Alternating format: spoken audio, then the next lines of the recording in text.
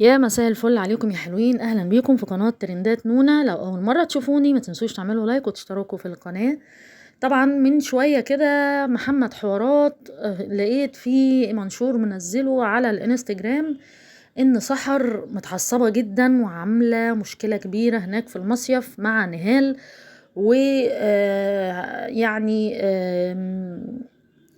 جوزها محمود عمال يصدها وعمال يكتم بقها وهي متعصبة جدا جدا وعمالة بتقول لها انت مالك فيكي ايه، بطلي عصبية. بتكلم يعني نهال انزلي، انت بطلي عصبية. نهال من فوق عمالة ترد عليها وتقول لها بطلي انت.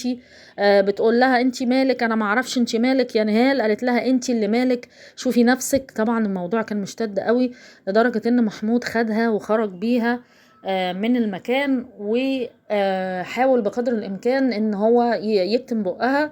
وحسن بقى واقف يقول لها شكرا شكرا يا سحر، شكرا يا سحر على اللي انت بتقوليه. بس طبعا حسن اتعصب قوي من رد نهال، ووقف على السلم علشان يحوش نهال اطلعي فوق، وزعق فيها بصراحة. اسكتي، ولو ما سكتيش هخلي ايامك سودة، او الايام سودة، بقالش ايامك يعني ما جرؤش. تمام. فكان صوت يحيى عمال يقول يا جماعة الموضوع ما يستاهلش، يا جماعة مش عارف ايه، ومحمد بيحوش وآلاء بتحوش، وطبعا مسمي الفيديو يرضيكم اللي حصل فينا ده.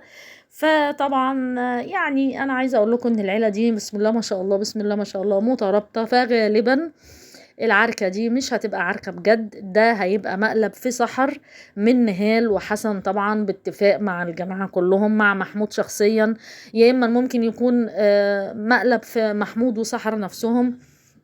ف يعني عايزه اقول لكم يعني استحاله العيله دي تبين اي حاجه سلبيه او اي عراك بينهم، خصوصا ان سحر ست عاقله وكبيره، يعني مش بتاعت ان هي ممكن يبينوا مثلا مشاكلهم قدام الناس.